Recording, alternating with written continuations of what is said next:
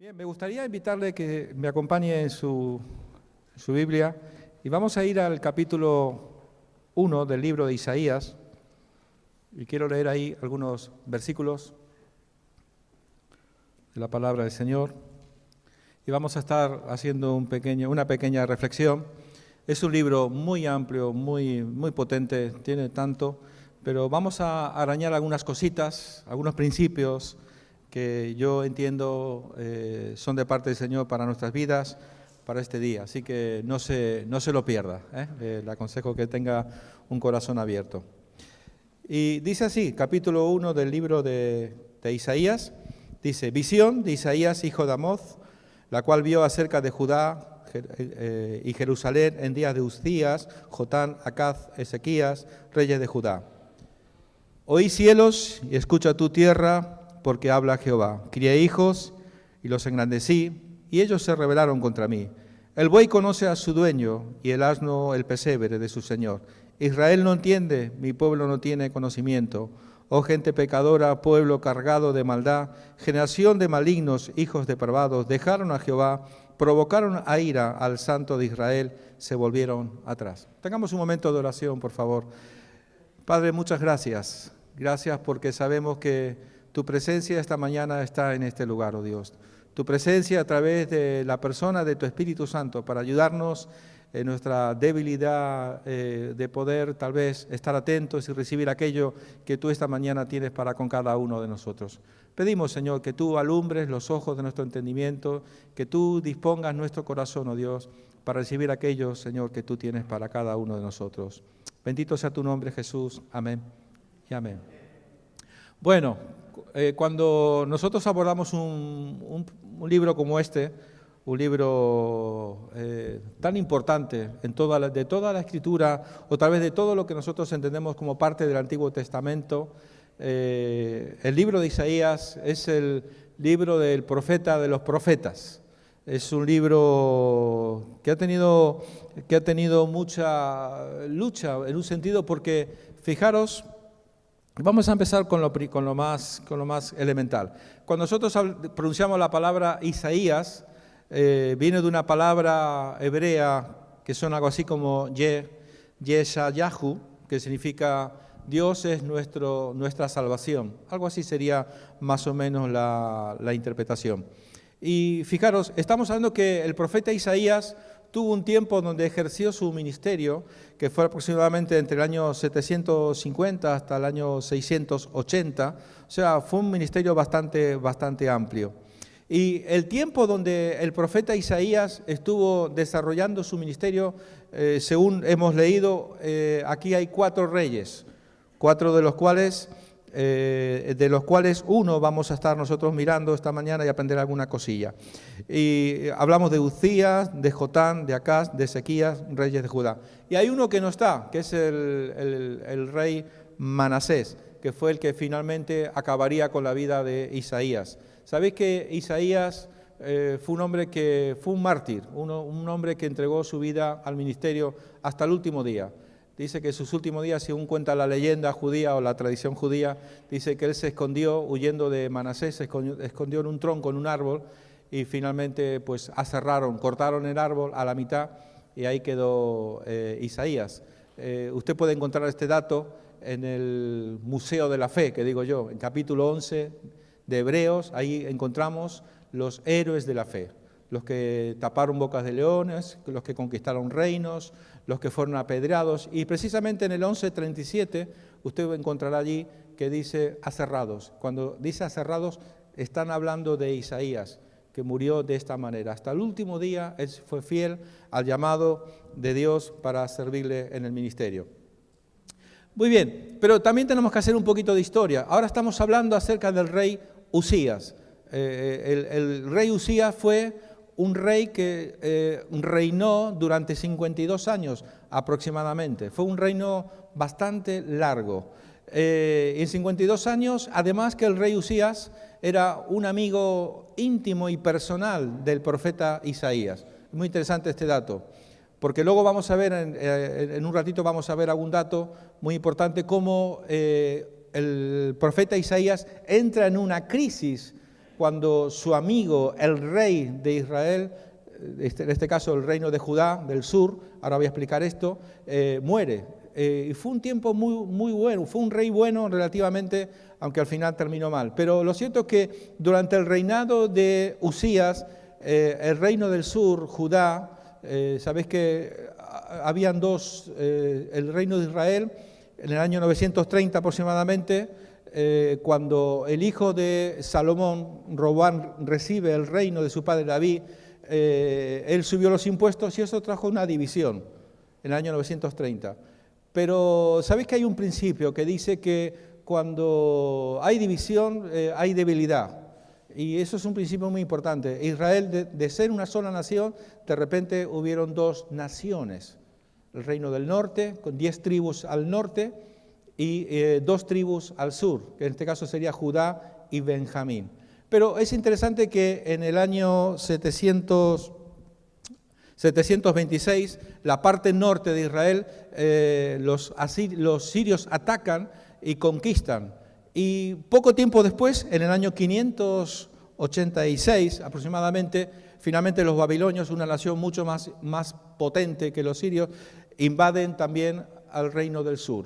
Y este era el contexto en el que se encontraba más o menos el profeta Isaías.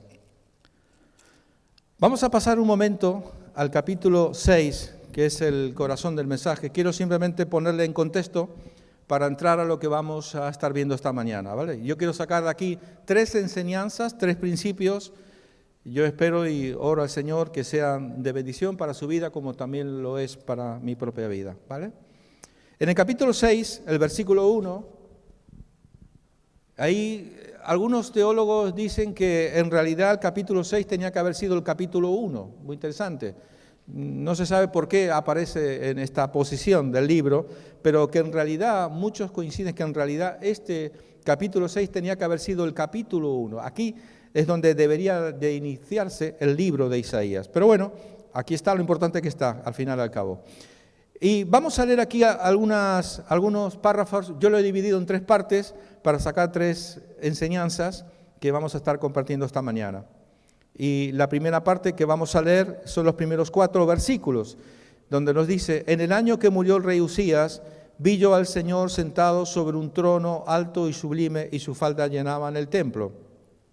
Voy a intentar ir despacito para que analicemos versículo a versículo, ¿vale?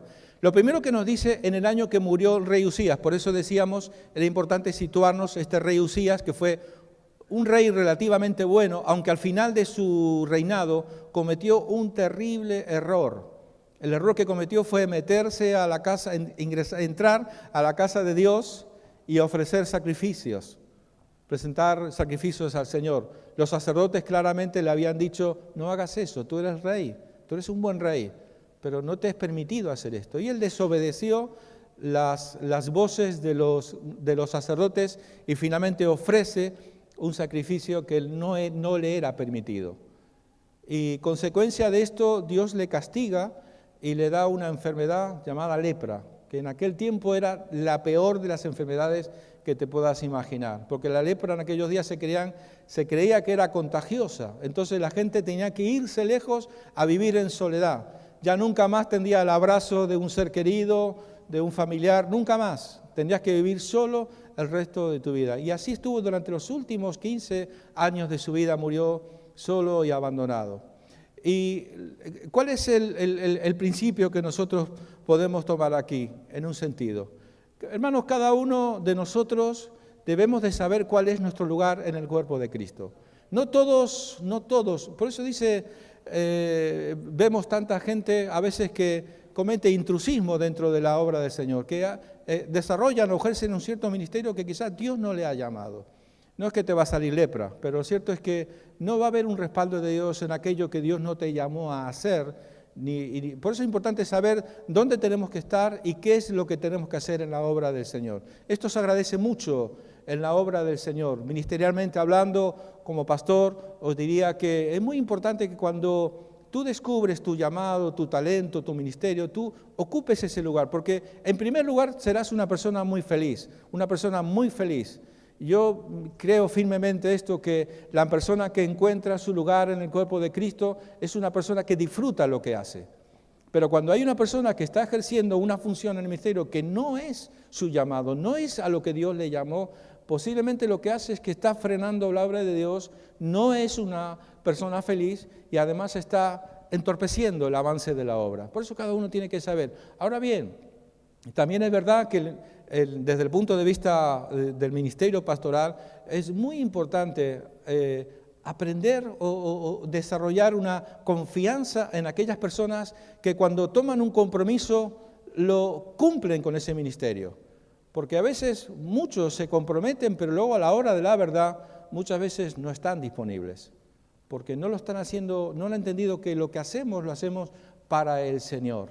Y cuando un pastor tiene un equipo de trabajo que cuando tiene que estar, está, y que hace lo que hace porque ha entendido que lo hace para Dios, es una persona feliz, que disfruta, es una persona que es fructífera en aquello que desarrolla dentro de la obra del Señor. Es algo maravilloso que trae muchísima bendición dentro de la obra del Señor.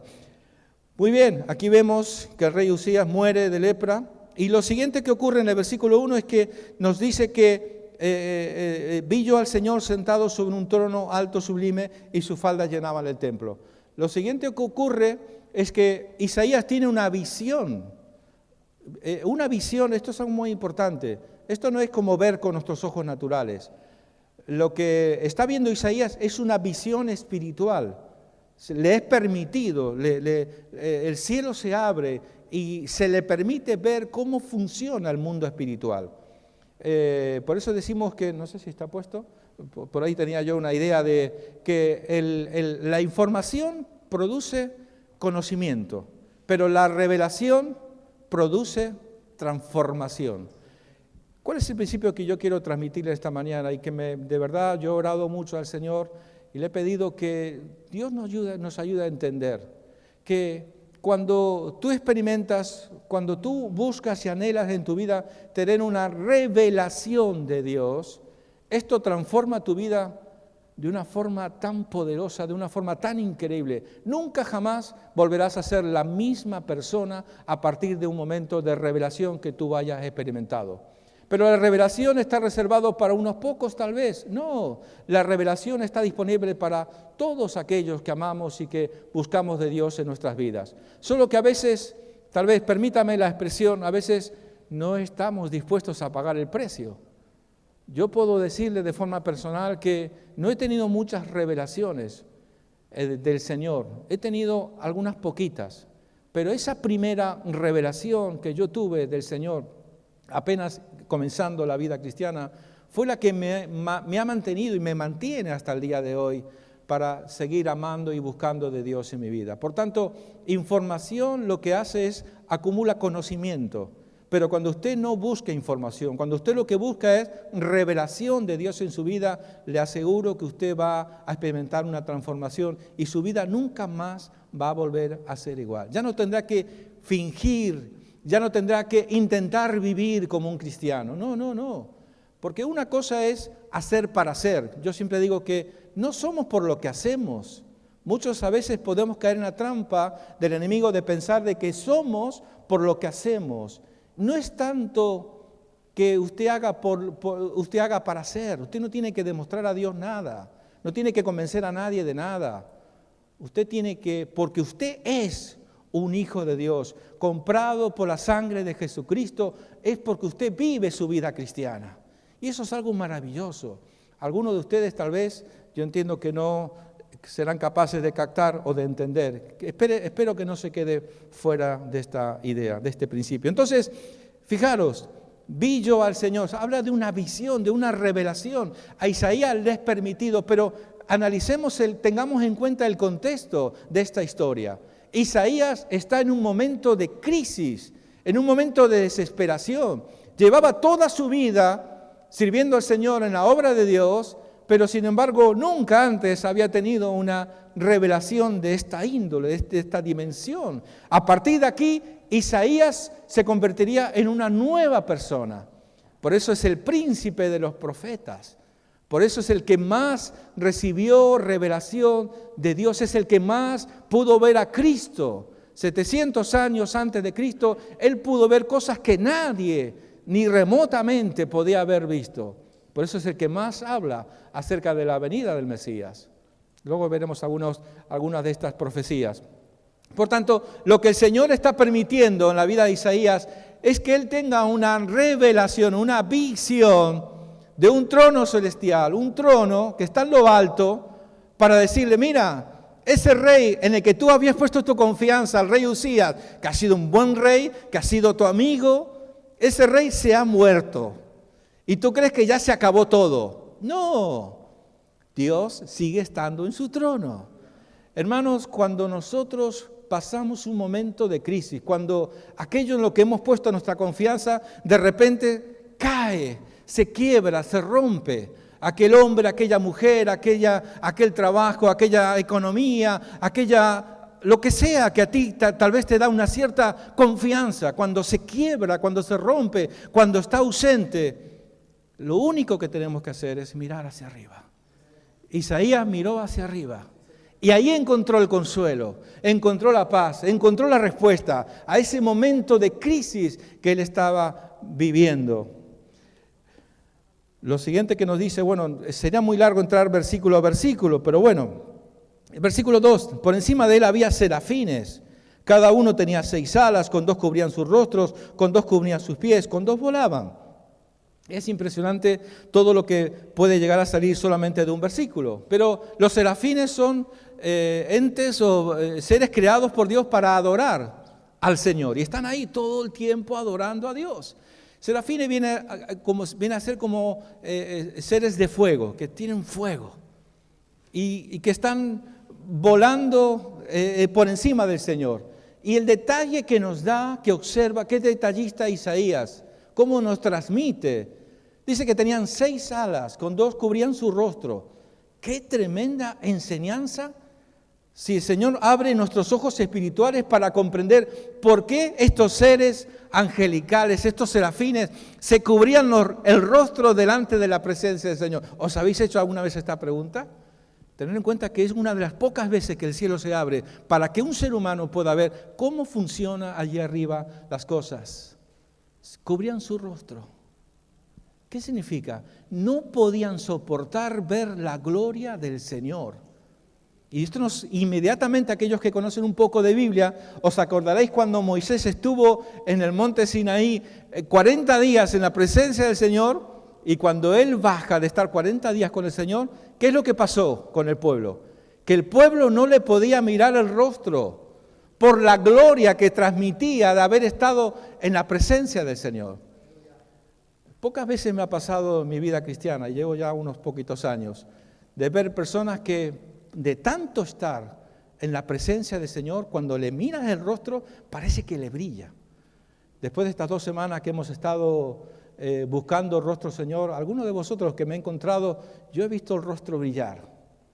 Algunos que han estado intensamente buscando el rostro del Señor, que han buscado estar con el Señor, no por lo que Dios me va a dar. Hermano, eso tiene que ser ya historia, como parte de nosotros como cuerpo de Cristo. Nosotros no buscamos al Señor, no estamos en su presencia por lo que Dios tal vez me pueda llegar a dar. El regalo, el beneficio más grande de nuestra vida como hijos de Dios es cuando tú aprendes a disfrutar estando en la presencia del Señor. Y cuando tú desarrollas esto, y lo digo para vosotros y me lo digo y me lo recuerdo para mí, Freddy, no te olvides nunca de que tenemos que estar en la presencia del Señor, adorándole, exaltándole, porque ese es el deleite mayor en la vida de un hijo de Dios. Y cuando tú te encuentras, como digo, con alguien que ha estado en la presencia del Señor o que vive en la presencia del Señor, nunca se me olvidará una hermana en mis primeros años de cristiano como familia, recién convertidos, una hermana que hacía vigilias, hacía ayunos, siempre en la presencia del Señor. No hablaba de otra cosa que de lo grande que era el Señor, de lo maravilloso que era Dios, de lo bueno que era Dios, del amor de Dios. No paraba. Y yo me acuerdo que, en un sentido práctico, todos los de la iglesia, ¿sabéis cuando teníamos un problema? ¿Sabéis a quién íbamos? A la hermana que vivía, tú que tienes enchufe con el Señor, ¿podías orar? Porque me falta trabajo, porque estoy enfermo, porque tengo este problema. Y la hermana oraba y había respuesta de parte de Dios. Y cuando tú le mirabas el rostro a esta hermana, este rostro brillaba de la gloria del Señor, porque vivía en la presencia del Señor. Así que estos seres angelicales con dos cubrían su rostro, no podían soportar la presencia del Señor. Dice que también, además, con dos cubrían sus rostros, con dos cubrían sus pies. Es interesante, algunos hablan de esto de cubrir. ¿Qué es lo que hay de piernas para abajo? No hay nada bonito, ¿verdad? Sobre todo entre las piernas. Habla de santidad, la santidad de estos seres angelicales que se tapaban para que el pequeño Isaías no le miraran, ni siquiera las piernas. En otras palabras, no querían en ningún momento distraer a Isaías para que solamente miraran al Señor. Qué bueno, hermano, cuando nosotros aprendemos como hijos del Señor este principio, que en nosotros no hay nada que merezca la pena para mostrar a nadie, en absoluto. Al que tienen que ver, al que tenemos que reflejar y al que tienen que ver en nuestra vida tiene que ser siempre al Señor. Todo lo que hacemos y todo lo que decimos, todo lo que vivimos, únicamente tiene que reflejar al Señor en tu vida. El día que tú intentes quedarte con algo que no es tuyo, eso es algo que desagrada tremendamente al Señor. No compartiré mi gloria con nadie. Al Señor, todo lo que hacemos y todo lo que vivimos tiene que apuntar únicamente para glorificar el nombre del Señor. Y por último, este versículo dice, con dos cubrían sus rostros y con sus pies y con dos volaban. Esto de volar también se interpreta como que ese era su cometido. Seres angelicales que estaban adorando al Señor. Hermano, no es inconcebible que un cristiano no entienda lo importante de la adoración en nuestras vidas. El pastor hace estos días de ayuno, de buscar al Señor, nos exhortaba. No, es inconcebible que un cristiano, cuando tú a veces, eso que estás ahí adorando al Señor, todos metidos en la presencia del Señor, y a veces abres un poquito los ojos porque te pica sin querer, ¿verdad? Y ves a algunos que están como en Marte, en Júpiter, pero ¿dónde están? ¿Qué mundo está viviendo, verdad? Por tanto, somos llamados a adorar al Señor. Es un tema que daría para mucho. Pero fijaros, versículo 3. Y el uno al otro daba voces diciendo, Santo, Santo, Santo, Jehová de los ejércitos, toda la tierra está llena de su gloria. Qué interesante, ¿verdad? Preguntémonos, no me acuerdo, Saray seguro que me puede ayudar, que es filóloga, pero no hay en nuestra forma de decir santísimo, por ejemplo, lo suyo sería santísimo, pero en el idioma hebreo no existe esto de grandísimo, no hay una palabra que pueda construir esto. Entonces por eso Jesús decía, de cierto os digo. Es como repetir, insistir sobre un aspecto para decir que era tremendamente importante. Por tanto, los serafines que están allí en la presencia del Señor, diciéndose el uno al otro, Santo, Santo, Santo, ¿qué están queriendo decir? Están afirmando uno de los atributos tremendos en la persona de nuestro Dios, de que Él es santo. Santo sabemos que es apartado, escogido para un propósito muy especial. Y lo interesante es que, así como nosotros también somos santos, no por lo que hacemos, ¿verdad?, sino que Dios nos escogió y nos llamó para un propósito especial. Significa, nosotros estamos en este mundo, pero no somos de este mundo. Nuestro objetivo es guardarnos en santidad para agradar a Dios, porque sabemos que nuestro destino final un día será estar en la misma presencia de nuestro Dios. Por tanto, nosotros vivimos en este mundo, pero no tenemos que amar, no tenemos que dejar que nada en este mundo nos atrape, nos conquiste. Hay algunos que se afanan por cuestiones de tener, de ser, o no sé cuánta gente que el mundo se encarga de distraer. No, hermano, lo más importante en nuestra vida es mirar que nosotros aquí echamos de paso, que nuestro destino final es un día estar en la misma presencia del Señor. Dice, Jehová de los ejércitos, toda la tierra está llena de su gloria. Este es un pasaje que me encanta, donde dice, toda la tierra está llena de la gloria del Señor. ¿Sabéis? Hay un verbo allí, es está, el verbo estar. No está diciendo estará, estuvo. ¿Por qué dice está? Porque para ellos, en ese mundo espiritual donde está Dios, es un mundo de eternidad. Nosotros aquí las cosas han pasado, están pasando y van a ocurrir. Para estos seres angelicales, toda la tierra ya está llena del conocimiento de la gloria de Jehová, como las aguas cubren el mar. Otro pasaje que también hace referencia a este texto. Por tanto, hermanos, ellos adoran a Dios porque ya todo ha ocurrido. Ellos lo ven ya como algo terminado. Por eso nosotros tenemos que tener esa misma visión. Si lo ves del mundo, del punto de vista natural, humano, hermanos, aquí vamos a sufrir, no te quepa ninguna duda, en el mundo tendréis aflicción, pero confiad en mí, porque yo he vencido al mundo. Hermanos, nosotros tenemos que mirar lo que la palabra nos dice, que Dios es fiel en completar la buena obra que un día ha comenzado en cada uno de nosotros. Hermanos, cuando tú veas a otro hermano, no te quedes mirando cómo está. Tú tienes que mirarlo como algo que un día va a ser glorioso, va a ser alguien tan especial cuando estemos en la presencia del Señor. Y tú mismo un día también serás un ser especial porque recibiremos un cuerpo de gloria. Estaremos en la presencia del Señor, estaremos en la casa de Dios, donde no hay llanto, no hay dolor, no hay sufrimiento. Ese es nuestro destino final.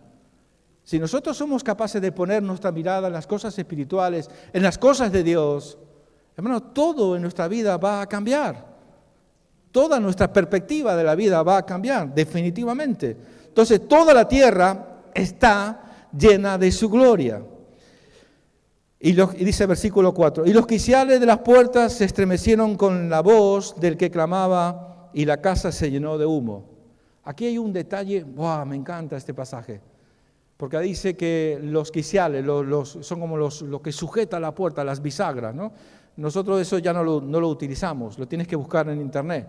Pones quiciales y ahí te va a salir construcciones antiguas que tienen, bueno, es un poco complicado explicarlo. Son una bisagra, lo que sujeta la puerta. Dice que se estremecieron por la voz del que clamaba. Y la casa se llenó de humo. ¿Sabéis qué significa? Aquí hay una verdad extraordinaria, potente. Hermanos, cuando la voz de Dios sale de la boca de Dios, cuando Dios habla, hay una gloria, hay un poder. Dice que la casa se llenó. Ese humo representa la gloria del Señor. ¿Qué significa esto? Que cada vez que el siervo de Dios, aquel que ministra la palabra, abre la Escritura, expone la palabra de Dios, si lo pudiéramos ver desde el punto de vista espiritual, podríamos ver cómo esa palabra que va ungida por el Señor tiene una gloria poderosa que nosotros lamentablemente no podemos ver, pero sí tenemos que creer que la palabra de Dios es viva y eficaz y más cortante que toda espada de dos filos, que penetra profundamente hasta partir el alma, los tuétanos, las coyunturas y discierne los pensamientos y las intenciones del corazón. Así será mi palabra, como la lluvia que desciende de los cielos, ¿verdad? Y que hace germinar la tierra y da fruto al que siembra, al que cosecha. Así será mi palabra. No volverá a mí vacía, sino que cumplirá el propósito para el cual es enviada. Hermanos, cada vez que nosotros estamos ante la exposición de la palabra, hay una oportunidad extraordinaria en que Dios pueda trabajar en nuestras vidas, pueda hacer ajustes, esa gloria pueda tocar nuestras vidas. Por eso es muy importante cuando nosotros recibimos la palabra del Señor, nunca estar pendiente de a ver quién va a traer la palabra, a ver si me gusta la corbata que lleva, a ver si me gusta cómo pronuncia, cómo dice. No es un vaso, es un instrumento. Pero a veces nuestros prejuicios nos hacen perder tremendas bendiciones de la palabra de Dios en nuestras vidas. Lo podemos hacer mejor, lo podemos hacer peor. Yo me creo muy torpe, un siervo inútil, ¿no? Porque haciendo lo que debéis, dice, siervo inútil eres, ¿verdad? Toda vuestra justicia son como trapos de inmundicia. Así que yo creo que esta mañana en este lugar somos muchos siervos inútiles. porque has hecho lo que tenías que hacer, ni más ni menos, ¿verdad? Así que ahí estamos. Qué bueno cuando nosotros recibimos la palabra del Señor a través de un siervo, a través de un vaso, y entendemos que esa palabra que viene del corazón de Dios está respaldada por una unción, está respaldada por una gloria, que si yo me abro a esa palabra, puede producir transformación. Por eso decíamos, muy importante, la información lo que te produce es conocimiento. Podemos tener la cabeza muy grande, llena de información, pero seguir tan iguales como siempre. Pero cuando nosotros nos abrimos a la revelación de la palabra de Dios en nuestra vida, produce transformación. El único que tiene el poder para cambiar vidas, para transformar vidas, es el Señor. Tú, por más que quieras cambiar, siempre volverás al círculo vicioso, siempre quedará en un intento, y acabará frustrado. Permítele al Señor que haga la obra en tu vida, y Él entonces será fiel en completar esa buena obra que un día ha comenzado en cada una de nosotros. Por tanto, estamos viendo una visión hacia arriba. Es la triple visión de Isaías. Primero él ve hacia arriba, ve esa gloria, esa majestad y ese poder de Dios. A raíz de esa experiencia que tiene Isaías, en el versículo 5, entramos a la segunda visión. Primero él ve hacia arriba, ve la gloria de Dios, y eso le hace darse cuenta de su condición delante de Dios. Y es un principio extraordinario. Nunca jamás seremos capaces de ser conscientes de nuestra realidad, de lo que es nuestra vida. Por eso el salmista en el capítulo 51 de Salmos nos dice: examina, oh Dios, mi corazón y ve si hay en mí camino de perversidad, camino de maldad. Vuélveme el gozo de tu salvación. Renuévame, Señor. ¿Qué quiere decir esto, hermanos? Que nosotros, en nuestra medida de justicia, nunca seremos capaces de darnos cuenta de lo pecadores que somos. Solamente cuando te acercas al Señor, cuando miras al Señor, cuando ves su gloria, cuando ves su santidad, su majestad, cuando ves su poder, cuando ves su amor, su gracia, su misericordia y todos los atributos de Dios, te ayuda a darte cuenta de tu condición de pecador, de pobre, ciego, desnudo, miserable que somos delante del Señor. Claro, para el Señor somos muy valiosos, somos muy valiosos. Si no, Jesús no hubiera muerto por nosotros en la cruz del Calvario, derramar la sangre de su Hijo. Pero a los efectos, humanamente hablando, no hay nada que valga la pena delante de Dios. Él nos ve a través de la sangre de Cristo y por eso somos valiosos a los ojos de Dios. Por eso él dice en el versículo 5, entonces dije, ay de mí, que soy muerto, porque siendo hombre de inmundo de labios y habitando en medio de pueblo que tiene labios inmundos, han visto mis ojos al Rey de Gloria, Jehová de los ejércitos. ¡Wow! ¡Qué tremendo! Y voló hacia mí uno de los serafines, teniendo en su mano un carbón encendido, tomado del altar, con unas tenazas, y tocando con él sobre mi boca, dijo, he aquí que esto tocó tus labios y es quitada tu culpa y limpio. Bueno, no tenemos aquí ningún altar con carbones encendidos, evidentemente, pero no lo necesitamos. La Biblia dice que si confesamos nuestros pecados, Dios es fiel y justo en perdonarnos y limpiarnos de toda maldad. Yo con ese texto tengo más que 1000 carbones tal vez. O sea, ese carbón representa nuestra condición de pecadores cuando nos humillamos ante el Señor y decimos, Señor, otra vez te he fallado, Señor. Otra vez he vuelto a pecar. Y esto es una de las trampas que al enemigo le encanta. Traer condenación y traer culpabilidad a nuestras vidas. Porque muchos cristianos a veces piensan que va a llegar un momento en que tú ya no vas a pecar más. Y eso no existe. Eso es una mentira. Porque si por nosotros pudiéramos dejar de pecar, ¿para qué entonces murió Cristo?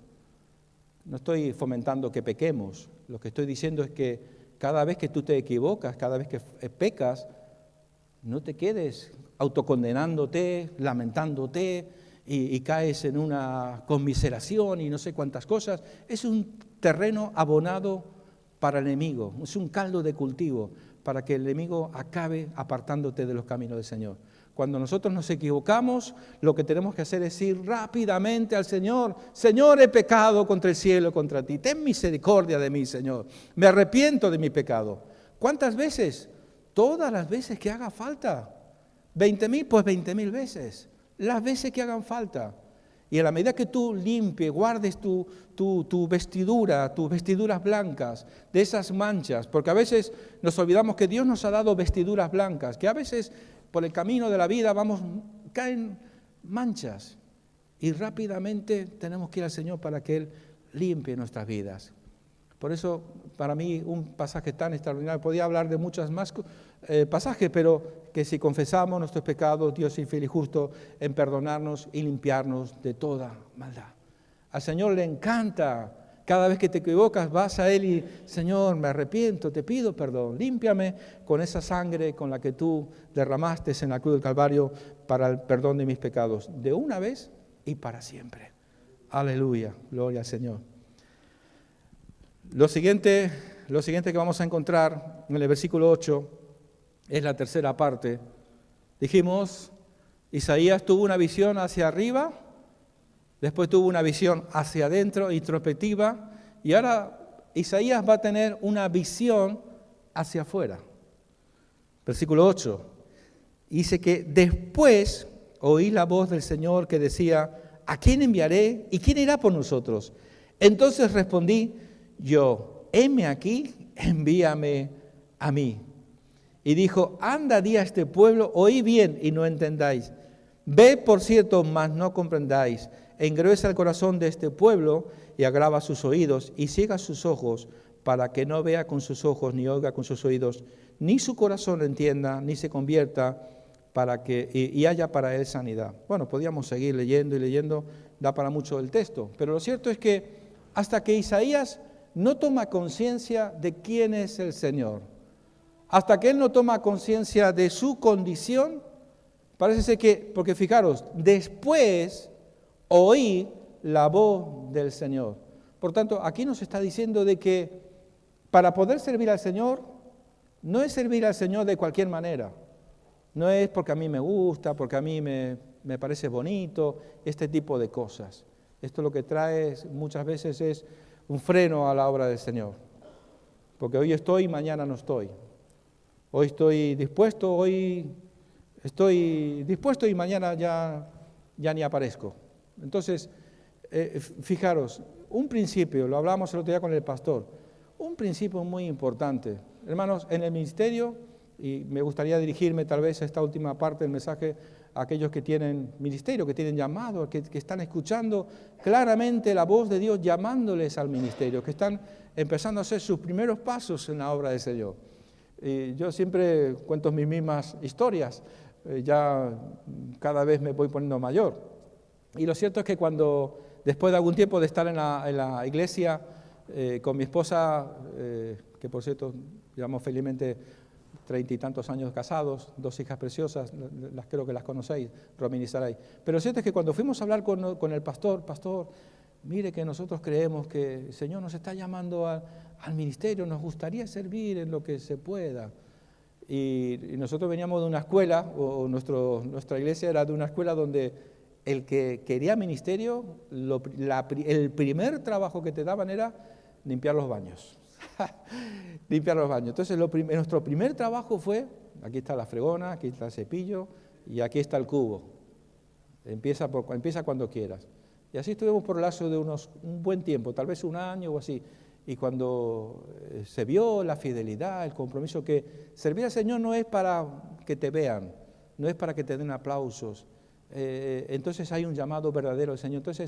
Entonces hay oportunidad para el ministerio. Yo no sé, aquí el pastor creo cómo lo hará, creo que todas las iglesias más o menos van por ese mismo camino. Pero cierto es que primero hay que saber si la persona realmente ha entendido lo que es el ministerio, porque sabéis un principio, el ministerio, cuando se ejerce el ministerio, hay muchísima presión.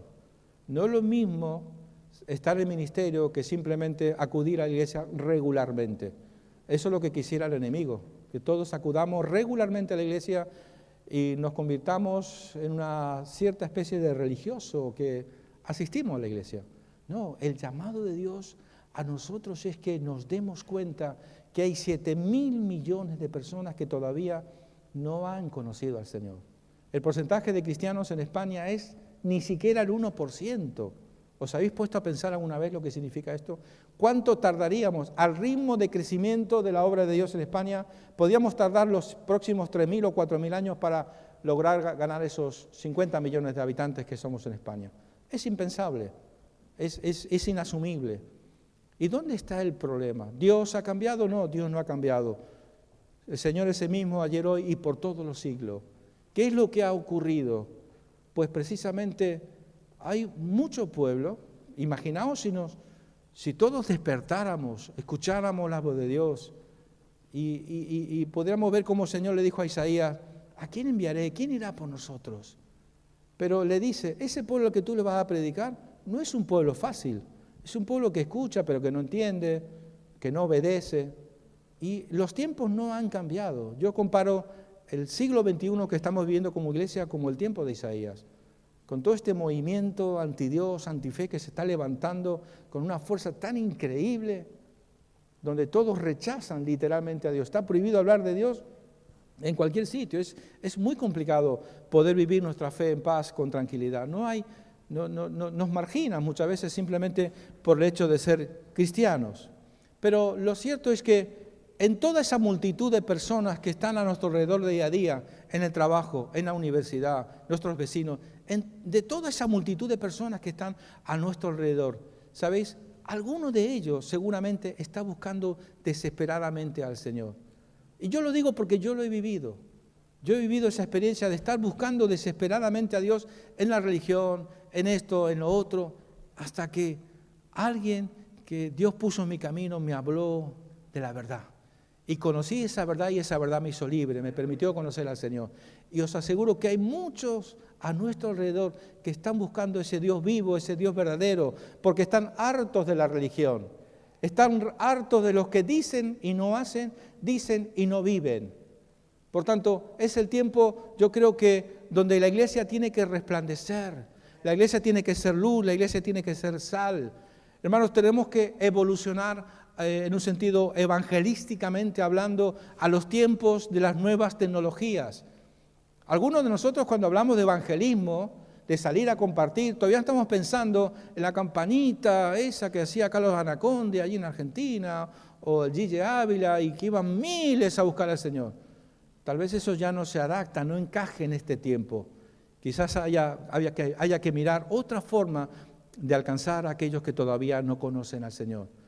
Yo felicito a los hermanos de las iglesias bautistas del sur de Estados Unidos.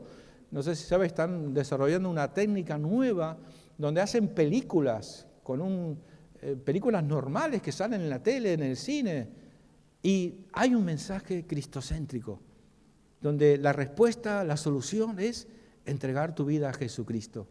Y están llegando a millones de personas. Claro, eso hay que ponerlo en marcha, eso no es poquita cosa. Por eso decíamos que hay un principio. Hermanos, si nosotros en esta iglesia nos unimos para aportar nuestro talento, el don, la capacidad, la habilidad que Dios nos ha dado, con una visión evangelística de ver que, hermanos, yo no creo que ninguno de los que estamos aquí comprometidos en esta iglesia nos estemos viendo que vamos a estar aquí los próximos años tan felices y tan contentos, y yo estoy feliz y estoy contento, disfruto un montón, igual que usted también en este lugar, este lugar nosotros llamamos casa de Dios, pero está claro que así no nos podemos quedar, que tenemos que mirar que hay un mundo que se está perdiendo y que están esperando que alguien vaya y les hable del amor de Dios. Amén. Por eso dice Isaías: después oí la voz del Señor que decía, ¿a quién enviaré y quién irá por nosotros? Entonces respondí yo, heme aquí, envíame a mí. Esto no ha cambiado, hermanos. Esto hoy sigue, esta misma pregunta hoy está aquí en el ambiente espiritual. En el ambiente espiritual esta pregunta sigue siendo vigente y está presente. ¿A quién enviaré y quién irá por nosotros? Hermanos, es tiempo de romper nuestra conformidad, romper nuestro miedo a la vergüenza, miedo al rechazo. Pero Jesús nos habló de todas estas cosas. Él no dijo que vivir la vida cristiana iba a ser todo color de rosas. No, los cristianos, si hay algo que ha marcado el carácter de la iglesia cristiana desde sus inicios, es que la iglesia está llena, la historia está llena de mártires, gente que fueron decapitados. De los apóstoles ninguno quedó con vida, todos menos Juan, que terminó en la isla de Pamo y murió lleno de días, pero los demás decapitados, empalados. Los cristianos morían en los circos romanos por causa de decir que Cristo era el Señor. En el tiempo donde el saludo normal era César es el Señor. Si tú eras un cristiano en Roma, sabías que cualquier día te encontrabas con un soldado romano o con alguien romano, y cuando te daba el saludo era César es el Señor. Ese era el saludo, como nosotros decimos buenos días, buenas tardes. El cristiano no podía decir César es el Señor. El cristiano decía, no, Cristo es el Señor. Y ese era el día de tu sentencia de muerte. Te detenían y te llevaban a un circo romano, a un lugar donde hacían un espectáculo con los cristianos, donde disfrutaban viendo cómo los leones se los comían. Ellos estuvieron dispuestos a morir por la causa de Cristo. Y nosotros a veces, nuestro cristianismo deja mucho que desear cuando lo comparamos en perspectiva al tiempo donde la iglesia tuvo tanta pasión y tanto fuego de Dios en sus vidas. Hermanos, la iglesia tiene que recuperar la pasión, el fuego, por aquellos que no conocen de Cristo todavía. No podemos vivir un cristianismo individualista, un cristianismo donde yo estoy bien, bueno, lo demás, bueno, ya veremos, ya llegarán solos. ¿No? Algunos cristianos creen que esa experiencia que tuvimos hace algunos años atrás en España, en la época de bonanza, donde tantos hermanos latinoamericanos hemos venido a esta tierra buscando un futuro. Bueno, yo vine antes, ¿no? Pero bueno, yo llevo ya 28, 29 años. Pero lo cierto es que vivimos una época en la iglesia en España donde la gente llegaba a las iglesias y las iglesias se llenaban. No había que evangelizar. Y durante años la iglesia dejó de evangelizar. ¿Y qué es lo que ocurrió? Nos acomodamos. Luego llegó la crisis, muchos se volvieron, las iglesias empezaron a quedarse con menos miembros. Y las que hemos podido aguantar el tirón, como quien dice, resulta que todavía soñamos con que las almas van a llegar solas. No, para que haya fruto, para que haya cosecha, tenemos que sembrar la palabra de Dios. Y la gente se va a convertir por medio de la locura de la predicación, por medio del saludo, cuando tú vas a comprar al Mercadona y la cajera te diga muchas gracias, ellos por formalidad te dicen gracias, y tú le digas Dios te bendiga. Y la próxima vez Dios te ama, y la próxima vez, mira, Dios tiene un propósito para tu vida. Y te ven a ti con esa sonrisa de cristiano, con esa gloria del Señor en tu rostro. No que no tengamos problemas, sino que nosotros sabemos que Dios está con nosotros en medio de los problemas y que Él dijo que estaría con nosotros todos los días hasta el fin de los tiempos. Amén. Quiero terminar, habiendo dejado ese encargo, quiero terminar con algunas profecías. Hay muchas profecías del libro de Isaías a las que nosotros podíamos hacer mención, pero yo he querido tomar una en especial, o tal vez dos, mejor dicho. Y hay una profecía que Isaías, 3000 años antes de su cumplimiento, Isaías anunció, profetizó algo inimaginable, algo impensable. Y él habló acerca de ¿os acordáis que dije hace un momento? El año 726, el reino del norte cae por los sirios y el reino del sur, año 586, caen por el imperio babilónico. Pero lo cierto es que al sur, Judá y Benjamín, por eso se llama Judá, que fueron fieles al hijo de Salomón, pero el norte, Jeroboam, lo cierto es que esas 10 tribus se perdieron. La historia nos dice que esas 10 tribus se perdieron. Pero Isaías profetizó que en este tiempo Israel iba a volver a ser una nación. Y él habla acerca del nacimiento, del resurgir de la nación de Israel. Y habla un detalle extraordinario. Vamos a verlo. Y quiero terminar luego después con un vídeo para que entendáis un poquitito más lo que estoy compartiendo. Entonces, en el capítulo 11, versículo 11,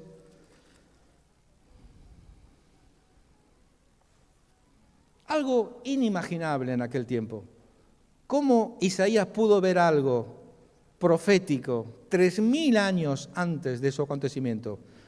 Isaías 11:11 nos dice: asimismo acontecerá en aquel tiempo que Jehová alzará otra vez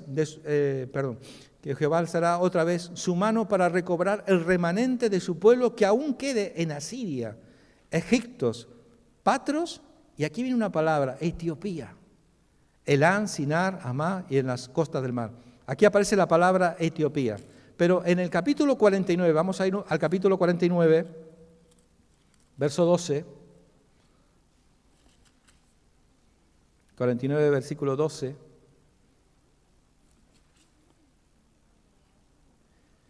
Dice: he aquí estos vendrán de lejos, he aquí estos del norte y del occidente, y estos de la tierra de Sinín. O sea, dio unos detalles extraordinarios. Que vengan del norte, no pasa nada. Que vengan del occidente, también, era todo parte. Sabéis que cuando Israel, 14 de mayo de 1948, se constituye como nación, los israelitas empiezan a regresar a formar nuevamente la nación de Israel. Los judíos conocidos. Pero resulta que Isaías dice que las tribus perdidas de la tierra de, como dije, Sinín, haciendo referencia a Isaías 11:11, habla de los judíos en Etiopía. Resulta que casi 3.000 años después, Israel se da cuenta de que aquellas tribus perdidas de Israel, las 10 tribus del norte, todavía había una tribu, en este caso la tribu de Dan, que formaba parte de las 10 tribus del norte, estaban perdidos allí en Etiopía, en el África, y entonces empezó una operación de volver a traer a esta tribu, que eran miles al cabo del tiempo, y que todavía estaban practicando la fe judía como lo hacían los israelitas. Algo extraordinario.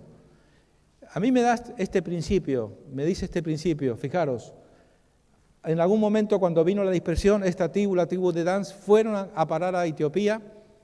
Hay muchas hipótesis, tal vez la reina de Saba, que estuvo con Salomón, se fue embarazada, bueno, tuvo una descendencia, en fin, hay varias teorías. Pero lo cierto es que allí, en la tierra de Etiopía, había unos judíos que llevaban casi 3.000 años desconectados y seguían practicando la fe judía. Es algo inexplicable. Y cuando Israel se da cuenta de esto, organiza todo un movimiento logístico, estratégico, brutal, para traer a esta gente que estaban ahí sufriendo por causa de que la gente les perseguía por ser judíos. Yo quiero que usted piense, reflexione y entienda que Dios es fiel a sus promesas. Dios es fiel a su palabra y que nada ni nadie va a poder detener aquello que Dios ha decidido hacer con su pueblo, con su iglesia, con usted, con su familia.